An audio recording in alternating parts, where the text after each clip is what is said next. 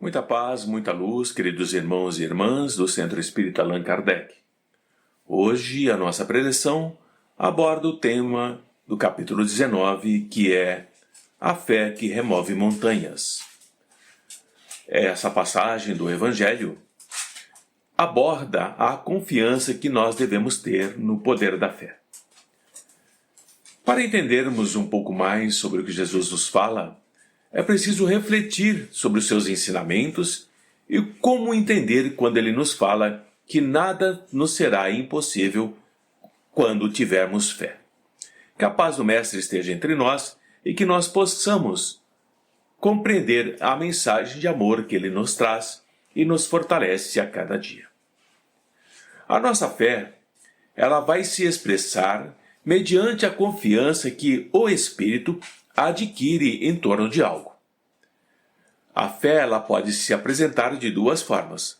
Ela pode ser natural e também ela pode ser uma fé adquirida. No primeiro caso, a fé natural, ela é espontânea, ela é simples, ela é destituída de reflexão ou de alguma exigência racional. Ela é característica normal do ser humano. Muitos de nós podemos ter a fé já racional, uma característica natural de nós, e outros ainda não. Na segunda acepção, quando a fé é adquirida, ela é uma conquista do pensamento de cada um de nós, que vai elaborando razões para estabelecermos os parâmetros da fé e para que essa fé se manifeste em nós. Importante compreender também que à medida que a fé vai se fortalecendo, vai se robustecendo com as experiências dos fatos, ela vai se tornando base dos comportamentos lógicos e das realizações significativas do pensamento e da nossa experiência como seres humanos. Daí, nós nos dizermos que podemos sim ter ou não fé. A fé ela também procede, ela também tem origem de outras vivências que nós já tivemos. Quando nós, em espírito, já enfrentamos situações e algumas circunstâncias que foram experimentadas, deixando em nós resultados dos métodos que nós utilizamos para superar essas experiências, essas dificuldades. Vamos amadurecendo ao longo do tempo. Quando nós conhecemos os acontecimentos, embora de uma forma inconsciente, nós vamos adquirindo confiança espontânea para enfrentarmos aquilo que se apresenta, ou por semelhança, ou porque nos traz lembrança de alguma coisa do nosso passado que nós já experimentamos e que nós superamos e, portanto, adquirimos fé. Desse modo, é indispensável para cada um de nós uma conduta saudável. Porquanto a fé na conduta saudável, ela é um alicerce, ela é um bastião, para que quando nos defrontarmos com novos cometimentos, nós possamos, mediante a fé, enfrentá-los e prosseguirmos na nossa jornada evolutiva, espíritos que somos. Mas a fé, no entanto, ela deve se apoiar na razão. A razão que pergunta, a razão que vai discernir, que vai separar, a razão que vai estabelecer diretrizes de comportamento para que ela não se expresse de uma maneira cega. Quando ela se expressa de uma maneira cega, ela leva ao delírio do absurdo ou então nos leva para a ingenuidade do período infantil. Acreditamos cegamente em muitas colocações que beiram ao absurdo. Mas a fé que remove montanhas, ela amadurece através da conduta que nós nos propomos. Ela vai se coroando de segurança pelos resultados colhidos nos empreendimentos em que nós nos jogamos, em que nós nos permitimos. Assim, queridos irmãos e irmãs, o homem de fé reconhece o limite das próprias forças e não vai se aventurar em empresas, em processos que podem comprometer a sua resistência, levando à sua falência moral. Por isso existe um limite entre a fé e a ação baseada na fé, que deve esse limite ser tido em conta quando nós tomamos decisões ante o que devemos fazer ou que devemos deixar de fazer. Diante da proposta de que Jesus nos coloca de que nada é impossível quando nós acreditamos, quando nós temos fé, é necessário decodificar o que significa essa crença, para nós não cairmos no fanatismo perturbador e insensato, nos afastando do Evangelho do Mestre Jesus. Jesus, quando desceu do Monte Tabor, onde ocorre a transfiguração, e, mais uma vez, confirmando a procedência do ministério que o Pai lhe havia concedido, naquela oportunidade, Jesus, Moisés, o legislador do povo hebreu, e Elias, o profeta das venerandas tradições, apresentaram-se a Jesus devestidos da matéria e em espírito, em todo o seu esplendor e a sua glória, para os saudarem, rompendo, portanto, a sombra que pairava em torno da imortalidade do espírito e da sua comunicação com as criaturas humanas. Até então, era proibido a comunicação dos seres humanos com os espíritos pelas leis mosaicas. Moisés, diante do diálogo que efetua com o Mestre Jesus, ele libera a todas as criaturas, a todos os seres humanos, a partir de então, dessa proibição que ele havia instituído no passado, quando aquele povo que ele guiava, em libertinagem, evocava os espíritos para, com eles, se imiscuir nos comportamentos reprováveis a que se entregavam. Daí a proibição que o nosso irmão maior, também Moisés, exarou naquele momento, estabelecendo leis que deveriam ser caracterizadas pela severidade em razão do nível moral que se encontrava aquele povo hebreu recém-saído da escravidão do Egito. Moisés proibiu o abuso decorrente da insensata comunhão com o mundo espiritual, atendendo aos seus apelos infantis e perversos.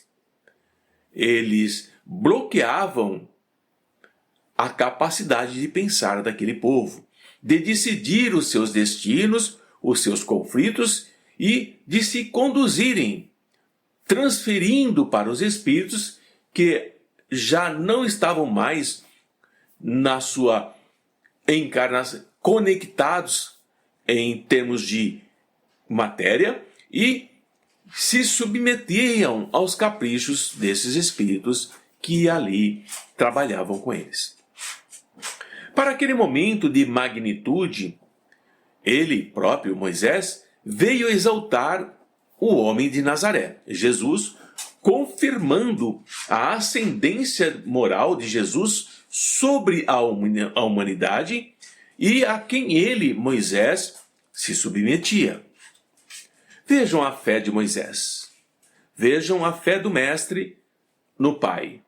E Elias, o segundo que lhe profetizara a vinda, por diversas vezes, retornava da espiritualidade para confirmar, sim, que aquele era o Messias aguardado, que ele sempre falou, e portador das excelentes qualidades para conduzir o pensamento de todos nós na direção de Deus e facultar a vitória de cada um sobre nós mesmos.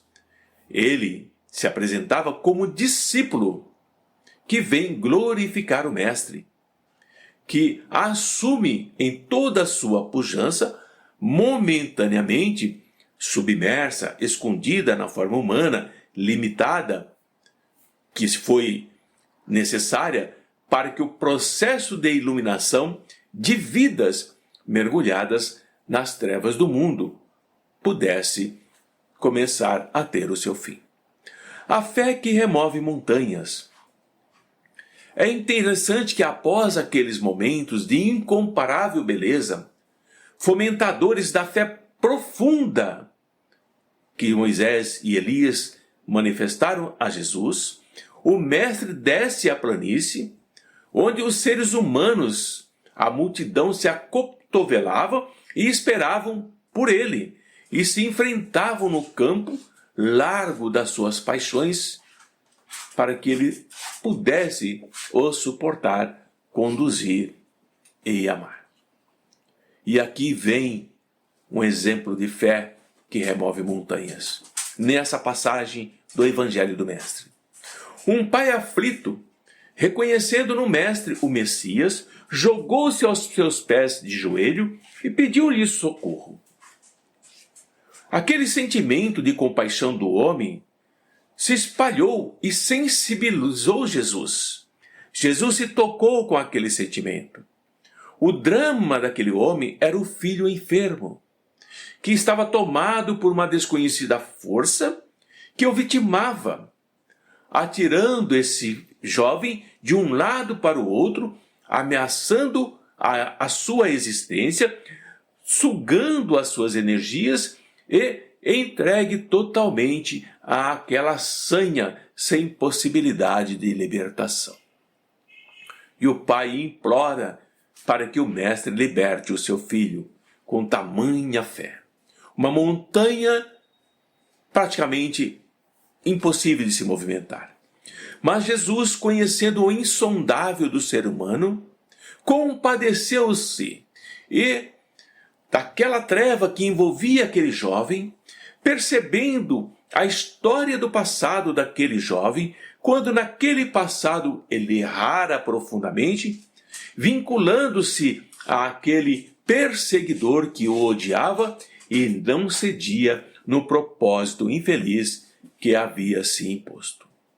Aquele espírito, aquele demônio, aturdido na sua loucura, na sua sanha assassina, vai ser aquele que não aceita o juízo. Ele sofria do desejo da vingança e estava incidindo no mesmo erro de que ele fora vítima anteriormente no passado. Mas ao contato com a energia de amor, de paz do Mestre Jesus, ele reequilibra-se e o seu discernimento volta e ele se dá conta do mal em que ele estava laborando. E, num átimo de segundo, ele se arrepende e se desaloja do campo mental daquele jovem em que ele havia habitado por muito tempo, transformando-o no seu sofrido hospedeiro. Ao desvincular-se de imediato, quando ouviu a voz clara, a voz forte do Mestre, ele recebe o influxo do pensamento compassivo de Jesus. E deixando de malsinar, de perseguir e torturar o outro, para cuidar da própria sombra, responsável pelo seu ódio, pelo seu desejo de vingança, pela inferioridade moral em que ele estava mergulhado, as montanhas das sombras do nosso próprio erro. Era natural que, diante desse fato insólito, a fé em todos que estavam ali ao redor brilhasse, em todos que ali se encontravam, particularmente nos discípulos de Jesus, que estavam decepcionados pela inépcia de que eles eram portadores, já que eles também tentaram ajudar aquele obsesso, mas não conseguiram alcançar o êxito almejado. Faltava-lhes a fé do tamanho de um grão de mostarda para movimentar aquela montanha de dor. Eles não se davam conta de que para cada espírito em sofrimento existe uma terapia específica, porque não são todos os espíritos da mesma classe moral, do mesmo estágio evolutivo. Cada um necessita de uma variada gama de recursos. Para chegar-se até a cada um deles, é preciso ter fé e generosidade e bondade. Aquele espírito em especial, ele exigia algo mais do que a precipitada imposição verbal. Ele necessitava de um discurso específico, rico de energias vitalizadoras, amorosas, que o compensassem da vampirização que estava sendo interrompida, quando ele foi afastado da sua fonte de nutrição psíquica. Aquele espírito não era mais um espírito, não era como um espírito comum que apenas assediava. Faltava então a todos a fé, a profundidade de confiança para conseguir os bons resultados da empreitada em que estavam atuando. Em detrimento do esbravejamento, da gritaria, do estúrdio a que eles haviam se entregado. Não conversaram com ele, expulsaram. Aquele espírito, ele estava acostumado com seus tormentos. Ele estava acostumado com a sua dor. Ele estava acostumado a ser atacado. E apoiado no raciocínio conflitivo da justiça com as próprias mãos, ele não tinha medo das pessoas, nem das agressões, nem das ameaças, nem dos xingamentos. Ele somente seria removido do seu propósito insano se ele experimentasse a força da compaixão e da misericórdia para a sua aflição. Foi o que Jesus ofereceu a ele: apoio, renovação interior, facultando-o a se enredar e se dar conta de que na vingança mais ele se afligia, na cobrança mais ele se desequilibrava. Somente lhe restava a alternativa do perdão, a ofensa recebida, para desfrutar da paz que ele necessitava mais do que qualquer outro, embora ele não se desse conta disso. E o amor de Jesus infundiu nesse espírito esse ânimo. A claridade de Jesus diluiu aquela treva compacta em que ele se confundia e se perdia. Na própria montanha de ódio, de raiva, de vingança, nas sombras daquele vale profundo. A fé em Jesus era a certeza do próprio poder que ele tinha em estar em perfeita sintonia com Deus, a quem sempre recorria, sempre que fosse necessário, já sabendo por antecipação dos resultados que seriam colhidos.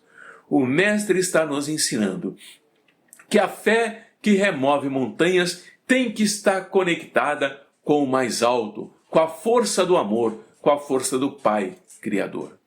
É essa fé, é a força que se irradia como uma energia operante e por isso ela consegue remover as montanhas das dificuldades, dos sofrimentos, dos conflitos. Ela vai aplanar a dor, ela vai diminuir as resistências que se opõem à marcha do nosso progresso espiritual.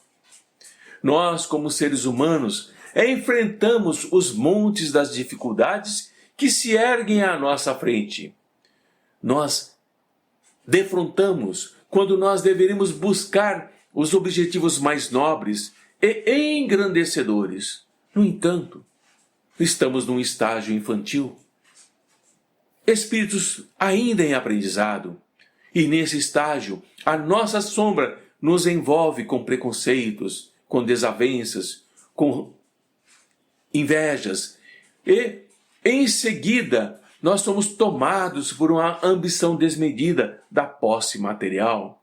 E nessa ambição desmedida, nós investimos os nossos melhores recursos e depois não sabemos como nos deslindar, como nos livrarmos de tantos conflitos e vencer tão variados obstáculos que temos pela frente, as montanhas de dificuldade, de sofrimento que nós mesmos construímos.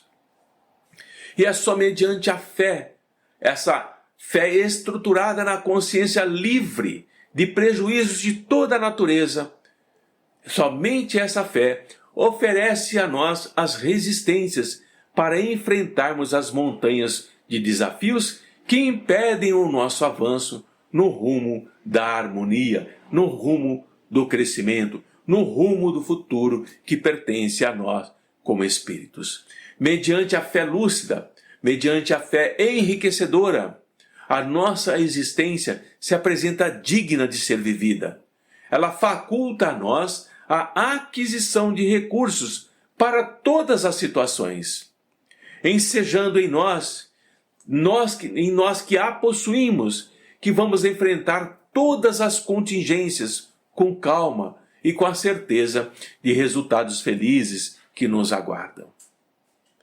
Acreditar, ter fé no Mestre de Jesus, do tamanho de um grão de mostarda, é primordial.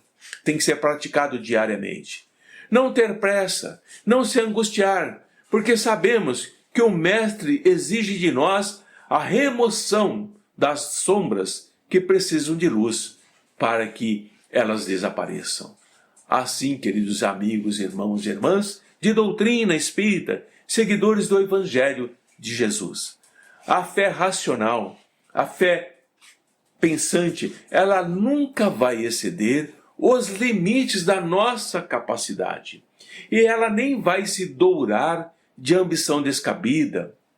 Quando nós conhecemos as possibilidades que possuímos e os meios que nós devemos utilizar para que, ao enfrentarmos os cometimentos que se apresentam em nossa existência, essa fé, ela é pujante, ela é forte, mas não é presunçosa. É uma fé nobre, mas não é uma fé pretensiosa. À luz do Evangelho do Mestre Jesus, uma fé diminuta, do tamanho de um grão de mostarda, que representa a dimensão do universo em que estamos mergulhados, quando nós a temos, tudo podemos conseguir e nada nos será impossível, porque ela se apoia, sobretudo, na razão, na nossa conexão de amor com a espiritualidade maior, com o Mestre e com o Pai. A fé que remove montanhas. Não são as montanhas de matéria como nós as conhecemos, são as montanhas que estão dentro de nós e que nós precisamos movê-las segundo a nossa fé, para que tenhamos a oportunidade de subirmos ao pico dessas montanhas e olharmos para o alto e agradecermos ao Pai pelas bênçãos que nos concede. Muita paz a todos, que a luz do Mestre esteja em nossos corações e que o amor de Jesus nos envolva hoje e sempre.